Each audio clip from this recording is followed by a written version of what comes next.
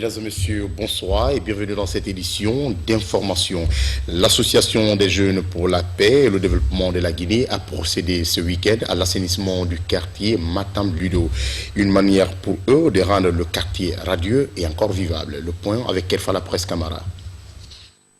Cause commune, ville et habitation propre, c'est le thème d'engagement de cette association des jeunes pour la paix et le développement. Ces jeunes volontaires veulent rendre leur localité propre à l'occasion de la date anniversaire du décès du premier président guinéen.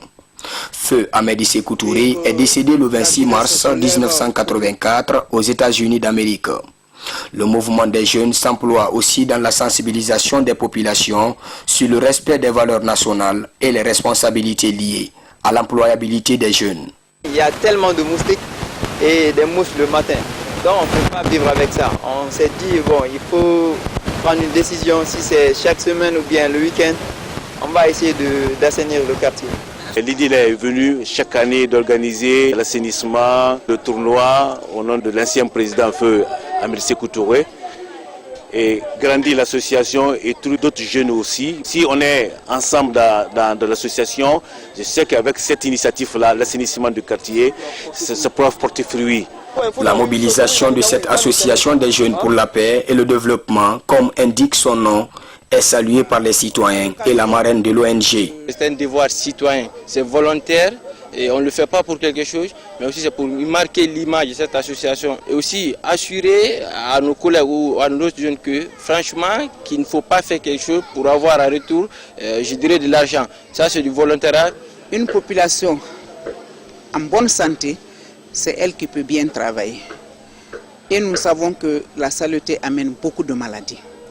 Donc cette jeune association de ma commune, qui s'est confié à moi et que j'encadre volontiers, a décidé d'apporter ses efforts. Sans hésiter, j'ai décidé de les appuyer sur ce plan. Une main-d'œuvre en bonne santé peut bien travailler, donc tout commence par la santé. Créée en 2012, l'Association des jeunes pour la paix et le développement envisage de grandes ambitions et compte élargir son action dans plusieurs autres domaines. Et puis, le groupement des femmes et jeunes de la préfecture de Kindia œuvre pour la fabrication du savon, de la teinture et même de la culture maraîchère. Une façon pour eux de contribuer au développement de l'art guinéen. Le point avec Cheikh Sanoussi Sankon. Ces femmes, réunies dans le groupement productif pour le développement des femmes et jeunes de Kindia, ont à leur actif plusieurs articles. Avec l'Office de formation et de perfectionnement professionnel, elles ont toutes, en plus de plusieurs séries de formations, bénéficié du matériel qui leur permet aujourd'hui de créer leur propre entreprise. Ces savons et ces pagnes teintés en sont quelques échantillons. Leur fabrication obéit à des étapes qui nécessitent une certaine connaissance. C'est ici que nous faisons la fermentation. C'est la première étape. Ensuite, l'étape du mélange avec la soude se passe là. Le produit fini est versé dans ces moules. Les femmes mettent ça ici, on vient, on décaisse. On coupe comme ça, en morceaux. On l'envoie ici pour le tampon. Cette belle initiative est venue de cet homme. Avec l'objectif qu'on s'est fixé, lutter contre la pauvreté, aider ces pauvres femmes à prendre en charge leur propre ménage. Créé le 28 novembre 2015, ce groupement dans un temps record s'est fait déjà une place à Kindia et même au-delà, mais avec assez de difficultés. C'est mon frère qui nous a prêté sa concession parce que nous n'avons pas de place. Le groupement productif pour le développement des femmes et jeunes du Kindia compte aujourd'hui 600 adhérents repartis entre la fabrique de savon, la teinture et la culture maraîchère. Des femmes à soutenir. Un autre fait de société pour éviter de tomber dans les travers sociaux. Certains jeunes se démerdent afin de trouver le quotidien. C'est le cas de ce jeune que vous allez découvrir dans le reportage de Kadiatou Chérif. Il s'appelle Alseni. Il opte pour le ramassage des canettes de boissons et sachets d'eau plastique. Question de joindre les deux bouts de fil. Suivez. La vingtaine d'années Alcine Camara est un ramasseur de canettes de boissons et de sachets plastiques d'eau minérale. Dès le matin, il parcourt plusieurs quartiers de Conakry en quête de boîtes vides et de sachets abandonnés pour subvenir à ses besoins.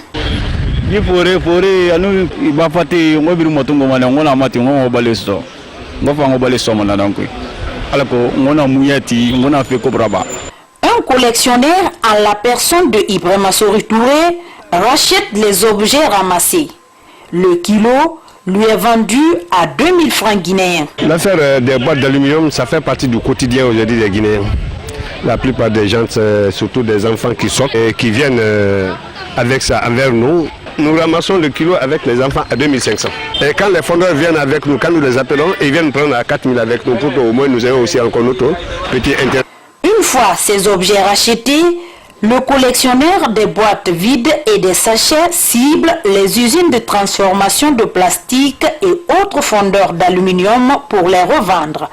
Un métier qui saute à l'œil mais nourrit son homme. À présent, nous allons à la découverte d'une île appelée Ntébé. Elle est située dans la sous-préfecture des Kamsar et les citoyens sont confrontés à d'énormes difficultés dont le plus urgent est celle de la route. Le point avec Iliba. À 8 km du centre-ville de la cité industrielle de Kamsar, Ntébé. Cette petite île, habitée en majorité par des Bagas et Nalou dont les ancêtres seraient venus probablement de Timbo dans le Fouta, vivent en harmonie au bord du littoral depuis des siècles. Mais comment ce village, 5 fois plus petit qu'un quartier de Conakry, a été créé?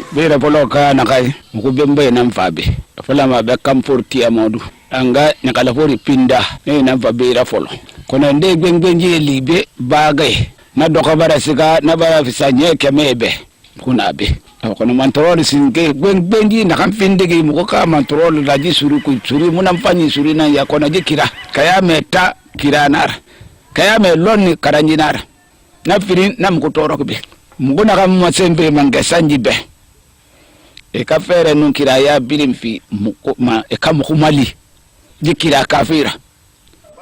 De nos jours, les habitants de Ntébé souffrent d'énormes difficultés liées à l'accès avec une route d'environ d'1 kilomètre caractérisée par ce pont. Les autorités locales conscientes de ces réalités interpellent l'État et les bonnes volontés.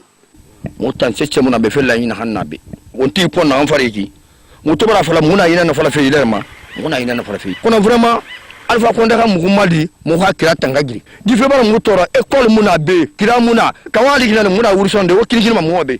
Par la fertilité de ces terres, les occupants de l'île Ntébé pratiquent l'agriculture et exercent la pêche artisanale ainsi que la récolte de l'huile de palme. Ntébé est très conservateur des valeurs traditionnelles. En ce XXIe siècle, l'île n'a toujours pas sa première école et moins un centre de santé. À présent, dans notre rubrique monographie, nous allons découvrir le quartier sans fil. Pourquoi ce nom et quelles étaient les activités menées et les habitants qui y étaient? C'est dans ce sujet de reportage réalisé par Ibrahima Sori Touré. Le quartier sans fil est l'une des sous-sections administratives de la commune de Kaloum. Il est limité à l'est par le quartier Tombo, à l'ouest par Teminetaï, au nord par le camp Almamissa Mori Touré et au sud par Corentine. Sa population est estimée à 15 019 habitants. Les premiers occupants étaient les Soussous, les Malinqués et les Peuls qui pratiquaient la pêche, la forge et l'exploitation du fer. Mais d'où vient le nom sans fil? Au niveau de Sanfil, pouvoir révolutionnaire Saran, à nous, comité d'unité militaire qui est dans Manangé, à fin de Sanfil là, à partir de 85. Pouvoir révolutionnaire Morsignan, dans le secteur NATO, pouvoir révolutionnaire local Morsignan, dans le secteur cité Morsignan Raira, pouvoir révolutionnaire Bari Gassimo, dans le secteur Touara, à nous, comité d'unité militaire, quand Almam Samori Touré. Il y a un Walde Oubina Mara, il poste Walke Rawalin de la Menda, et n'a cité PTT. Sans fil, il est bon, cité sans fil, téléphone sans fil, donc il est bon, mais il y a il pouvoir révolutionnaire Mananga, nous comité d'unité militaire Mananga, fait de Kerna, nous avons un second là-bas, il est bon, il y a il quartier comme ça. Malgré sa potentialité, le quartier sans fil est confronté à d'énormes difficultés. Au niveau des difficultés, il faut noter la non-réhabilitation des bonnes fontaines. À part l'eau, il y a aussi le problème d'assainissement qui se pose. Namori et Mroumali Mane. En routier, c'est le bête et femme. Anneti Narana Naraba Mane Mroube. Konon, Tore Narana Mroma Mohaya Meka Fenala. Le Bala Yeno Koeto. Naransika Matsgali Wumunana. La sonnette d'alarme est lancée à l'endroit des autorités du pays pour le développement socio-économique et infrastructurel du quartier sans fil. Et puis, celle que vous allez découvrir dans ce reportage, elle s'appelle Fatoumata Batoulisso. Elle souffre d'un cancer des sang depuis 1 an. Elle appelle des personnes de bonne volonté et à l'autorité de lui venir au secours. Suivez. Regard inquiétant, des larmes aux yeux, cette femme du nom de Fatoumata Batoulisso souffre d'un cancer de sein depuis 1 an. Âgée de 34 ans, la mère de famille tourne à rond dans les différents hôpitaux sans répit pour trouver de l'aide, mais en vain. Un mal qui est parti d'une simple douleur au niveau du sein.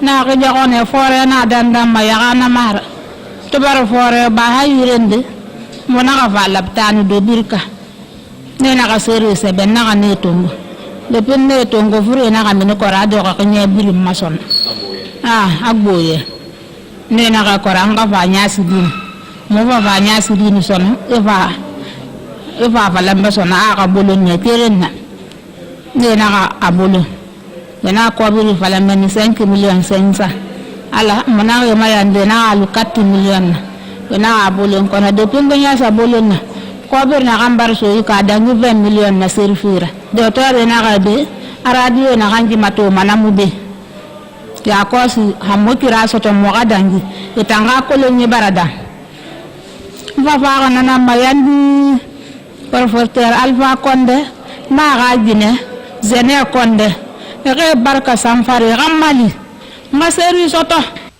Selon les dires des médecins, Fatoumata Batoulisso doit être évacuée au Maroc pour les soins. Inquiète pour son état, elle sollicite l'aide des personnes de bonne volonté afin qu'elle puisse retrouver sa santé. Bonne chance à cette pauvre dame et meilleure santé à elle. Voilà, c'est la fin de cette édition d'information. Merci de l'avoir suivi. Au revoir.